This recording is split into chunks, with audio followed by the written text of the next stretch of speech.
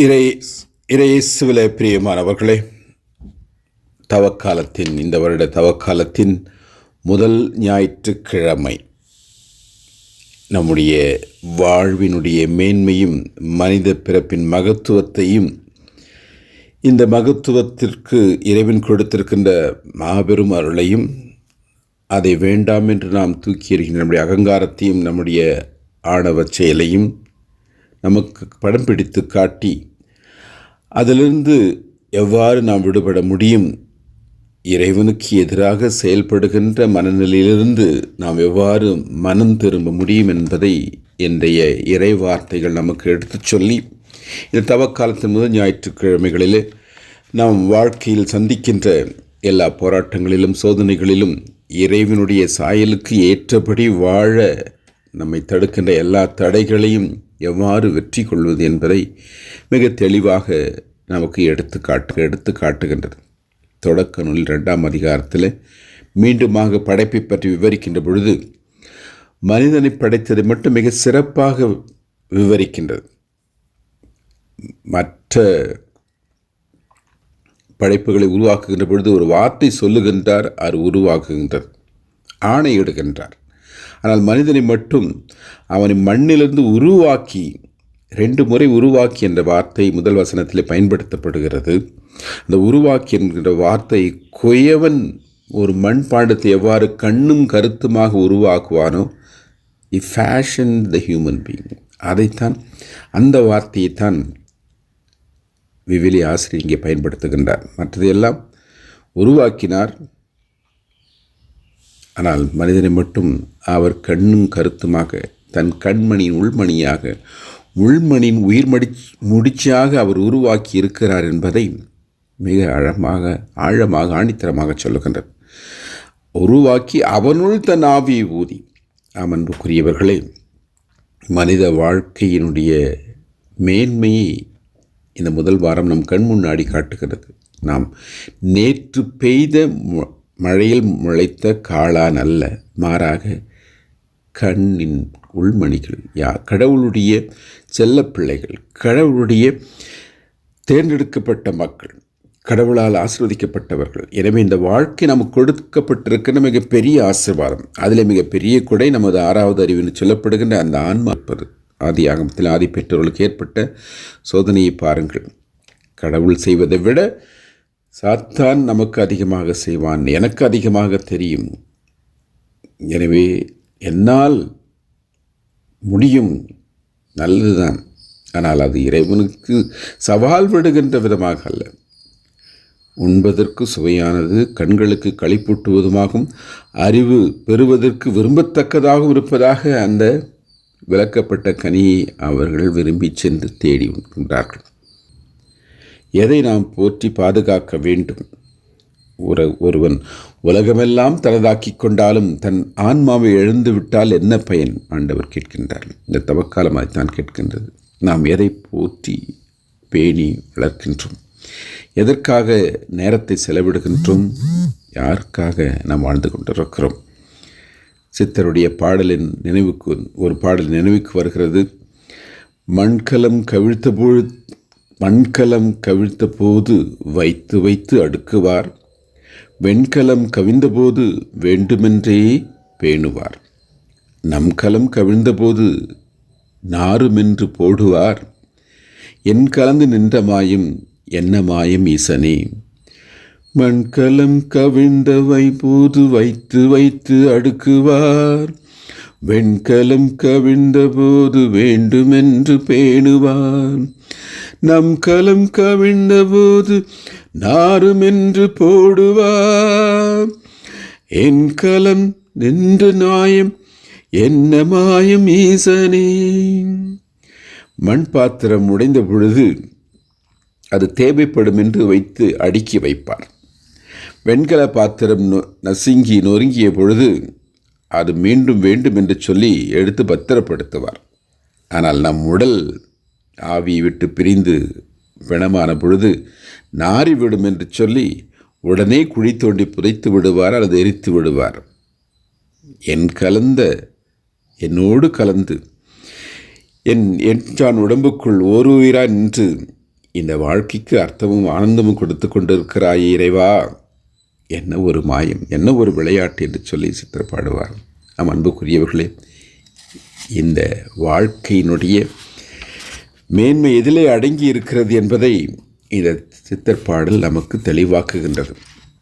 இந்த தவக்காலம் அதற்கு தான் நமக்கு அழைப்பு விடுக்கின்றது. இயேசுவினுடைய சோதனைகள் அதைத்தான் நம் கண் முன்னாடி நிறுத்துகின்றன. 3 விதமான சோதனைகள் அவருக்கு சவால் விடுக்கப்படுகிறது.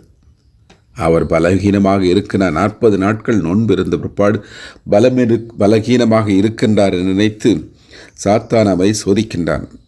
முதல் சோதனை, நீ இறைமகன் என்றால் இந்த கற்களை அப்பமாக்கு.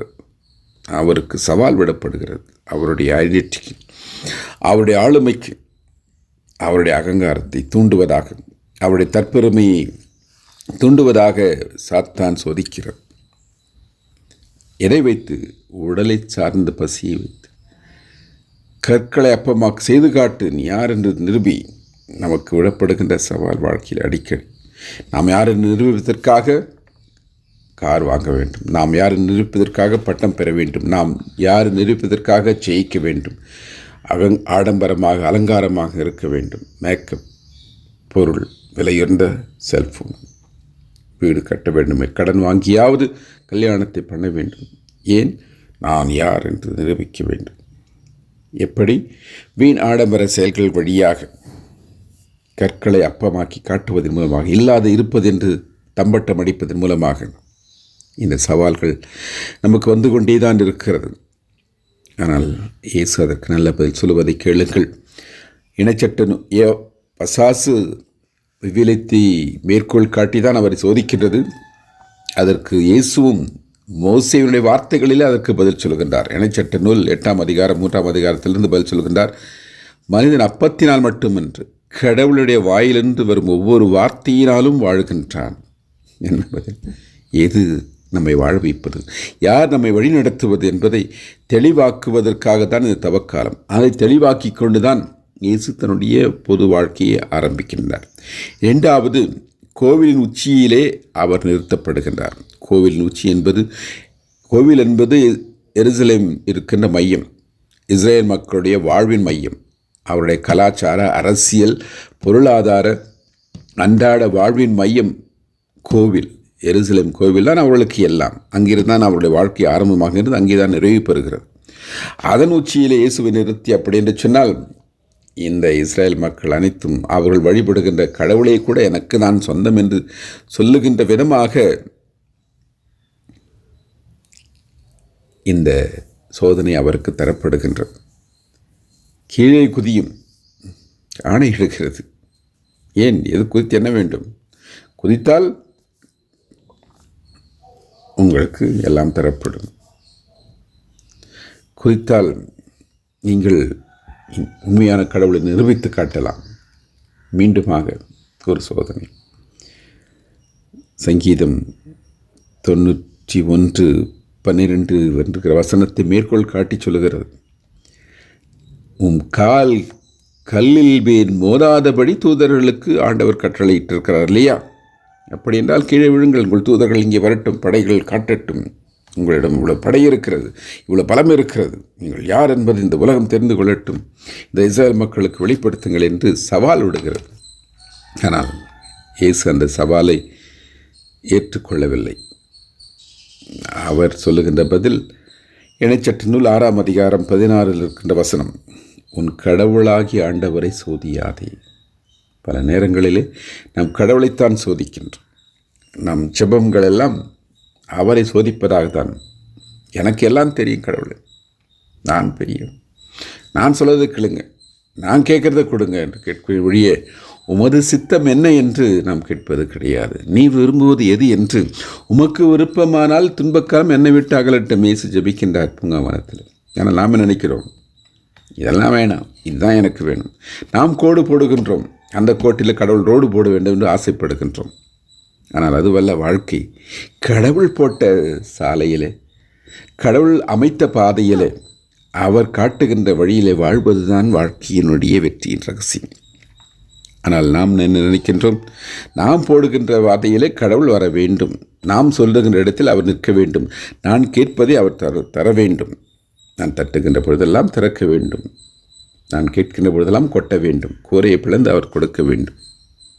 நாம் தேடுவது எனக்கு எது என்று நான் நினைக்கிறேனோ அதைத்தான் அவர் தர வேண்டும் ஒழிய நான் மீட்பு பெற எது என்று அவர் நிர்ணயித்து வைத்திருப்பதை நான் தேட தயாராக இல்லை. நம்முடைய சோதனை, நாம் அன்புக்குரியவர்களே, அந்த சோதனையை நாம் ஒவ்வொரு நாளும் தான் செய்து கொண்டிருக்கிறோம், சந்தித்து கொண்டிருக்கிறோம். ஆனால் கடவுள் என்ன சொல்லுகின்றார்? உன் கடவுளாகி ஆண்டவரை சோதனை செய்யாதே, அவருடைய திருவுளத்திற்கு அடிபணிந்து வாழ். வானகத்தில் இருக்கிற எங்கள் தந்தையே முது பெயர் போற்ற பெருக திருவுளம் விண்ணில் நடைபெறுவது போல மண்ணிலும் நடைபெறுக என்று சொல்லி ஜெபிக்கின்றோமே ஒழிய, ஆனால் நம் வாழ்க்கையில் அது நிறைவேறுகின்ற பொழுது என்ன செய்கின்றோம்? ஓடி ஒளிந்து கொள்கின்றோம், உதறி தள்ளிவிடுகின்றோம். இந்த தவக்காலம் நம்மை ஆன்ம சோதனை செய்ய அழைக்கின்றது. எதை நம்பி, யாரை நம்பி, யாருடைய வார்த்தை கட்டுப்பட்டு நாம் வாழ்ந்து கொண்டிருக்கிறோம்? மூன்றாவது சோதனை, மலை உச்சியில் ஆண்டவரை நிறுத்தி சாத்தான் காட்டுகின்றது. இந்த உலகமே எனக்கு சொந்தம், இந்த ஆட்சி எனக்கு உரியது, எனவே அது வேண்டுமென்று சொன்னால் நெடுஞ்சான் கிடையாக விழுந்து என்னை வணங்கி இதை பெற்றுக்கொள். நமக்கு அளிக்கப்படுகின்ற சோதனை, நாளை நாம் சந்திக்கின்ற சோதனை. இந்த வாழ்க்கையினுடைய பொய்களை நம்பி யாரையெல்லாம் நாம் பிடித்து கொண்டிருக்கிறோம், யாரையெல்லாம் விழுந்து வணங்கி கொண்டிருக்கிறோம். ஆற்றில் ஒரு கால், சேற்றில் ஒரு காலுமாக நாம் வாழ்ந்து கொண்டிருக்கிறோம். கடவுளிடம் முறையிட்டு விட்டு அடுத்த நிமிடமே கோவில்களை நாடி தேடுகின்ற, மற்ற தெய்வங்களை நாடி செல்கின்ற, மற்ற மனிதர்களை நாடி செல்கின்ற மனப்பான்மை நமக்கு அதிகமாகவே இருக்கிறது. நமக்கு வருகின்ற அதிகமான சோதனை. கடவுள் செய்வார் தான், இருக்கட்டும், இருந்தாலும் கூட ஓகே, இதையும் பார்த்து வச்சுக்கொள்ளும். சங்கீதக்கார் 121 ஜெபிப்பான், மலைகளை நோக்கி என் கண்களை உயர்த்தினேன், உதவி எனக்கு எங்கிருந்து வரும்? ஏன் மலைகளை நோக்கி கண்களை உயர்த்தி ஜெபிக்கிறோம்? ஏனென்றால் அங்கேதான் கோவில்கள் இருக்கும், கோட்டைகள் இருக்கும், கடவுள்கள் இருப்பார்கள், தெய்வங்கள் இருக்கும், அரசர்கள் இருப்பார்கள். எனவே அவர்களை நம்பித்தான் நான் என் கண்களை உயர்த்துகிறேன். ஆனால் அடுத்த வரியில் அவன் சொல்லுவான், வெண்ணையும் மண்ணையும் படைத்த ஆண்டவரிடமிருந்தே எனக்கு உதவி வரும். Praise the Lord. யாரிடமிருந்து உதவி வரும்? வெண்ணையும் மண்ணும் படைத்த ஆண்டவரிடமிருந்தே எனக்கு உதவி வரும். அதைத்தான் நாம் ஒவ்வொரு நாளும் சந்திக்கின்றோம். எனக்கு உதவி எங்கிருந்து வரும்? யார் என்னை காக்கின்றவர்? எனக்கு கோட்டையும் அரணுமாக இருக்கின்றவர் யார்? யாருடைய காலில் விழுந்து நாம் இந்த வாழ்க்கையை யாசகமாக பெற முயற்சி செய்து கொண்டிருக்கிறோம்? நம்முடைய நம்பிக்கை, இறை பற்று எந்த அளவுக்கு ஆழமாக ஆணித்தரமாக இருக்கிறது? நம்முடைய தமிழகத்தின் வடப்பகுதியில் இருக்கின்ற மறை மாவட்டங்களிலே இது ஒரு பெரிய கேள்விக்குறித்தான். வேளாங்கண்ணி மாதாவுக்கு செல்வோம், அந்தோனியிடம் சென்று செவ்வாய்க்கிழமை 9 செவ்வாய்க்கிழமை நோன்பு இருப்போம், எல்லாம் செய்வோம். ஆனால் தொடர்ந்து சாஸ்திரம் பார்க்கறதை நிறுத்த மாட்டோம், நல்ல நேரம் பார்க்கறதை நிறுத்த மாட்டோம், வீட்டில் தேவையில்லாத சடங்குகள் புரிவதை நாம் நிறுத்த மாட்டோம். கேட்டால் அவர்கள் செய்கின்றார்கள். ஒரு வீடு மந்திரிக்கு, புது வீடு மந்திரிக்கு சென்றால் அங்கே போவதற்கு முன்னாடியே அங்கே நெருப்பு குண்டை வச்சு நெருப்பு கொளுத்தி சுற்றி கலராக பொடியெல்லாம் போட்டு வாழை மரம் வெட்டி எல்லாத்தையும் பண்ணி முடிச்சிட்ருப்பாங்க. நம்ம வரதுக்குள்ளே நம்ம கேட்டு விடுவோம் என்பதற்காக அதை மறைத்து விட்டிருப்பார்கள். சில மறைக்காமல் கூட அப்படியே வைத்திருப்பார்கள். கேட்டால் மேஸ்திரி செய்துட்டான் ஃபாதர். என்ன ஒரு பதில் பார்த்தீங்களா? நீங்கள் வீடு கட்டுகின்றீர்கள், உங்களுடைய பணம், நீங்கள் திறப்பு விழா வைக்கின்றீர்கள், அதை அர்ச்சிக்க எங்களை அழைக்கின்றீர்கள். ஆனால் அதற்கு முன்னாடியே அங்கே தெய்வங்களை அழைத்து விட்டீர்கள். எந்த தெய்வங்கள் என்பது தான் கேள்விக்குறி. கேட்டால் மேஸ்திரி செய்தார். அவனுக்கு இருந்த நம்பிக்கை கூட உங்களுக்கு இல்லையா? உங்களுடைய தெய்வங்கள் உங்களோடு இருப்பதில்லையா? நீங்கள் நம்புகின்ற கடவுள், அவரை வணங்கினால் உங்களுக்கு இந்த ஆசீர் கிடைக்காதா? அதே போன்று தான் ஒவ்வொரு முறையும் ஒரு பங்கிலே திருமணம் நடக்கின்ற பொழுது ஏற்படுகின்ற அலம்பல் இருக்கிறதே, அந்த நாளில் தான் வைக்க வேண்டும் என்றால் அது நல்ல நாள், அந்த நேரத்தில் தான் வைக்க வேண்டும். வருவது இவர்கள் 3 மணி நேரம் பொறுத்து வருவார்கள். ஆனால் சாமி சீக்கிரம் தாலி கொடுத்துருங்க, நல்ல நேரம் போதும். எது நல்ல நேரம்? யார் நல்ல நேரங்களை நிர்ணயிப்பது? சோசிக்காரனா அல்லது கடவுளா? அன்புக்குரியவர்களே, நம்முடைய சோதனைகள் அதிகமாகவே இருக்கின்றன. யாரை நாம் வணங்க வேண்டும்?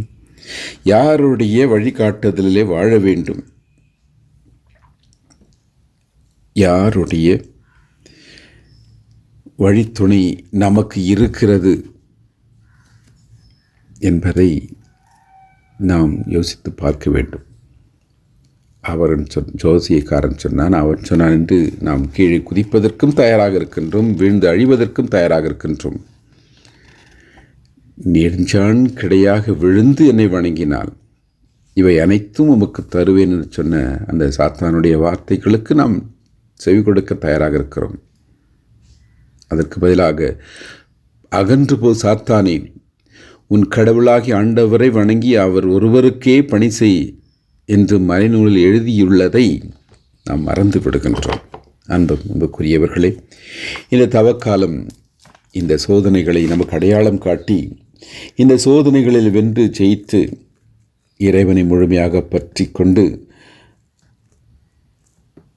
இந்த சோதனைகளில் வெற்றி பெற்ற ரோமியருக்கு எழுதிய கடிதத்திலே பவுல் சொல்லுகிறார், சொல்வதைப் போன்று வாழ்வு பெற்ற ஆண்டவருடைய வழித்துணையாலே அவருடைய அருட்கர ஆசீராலே நாமும் நம்முடைய சுய சாயலை தெய்வீகத்தன்மை மீட்டெடுத்து இறைவனுடைய பிள்ளைகளாக வாழ முயற்சி செய்வோம். அதற்கு இறைவன் நமக்கு நிறைய அருள் தருவாராக. ஆமென்.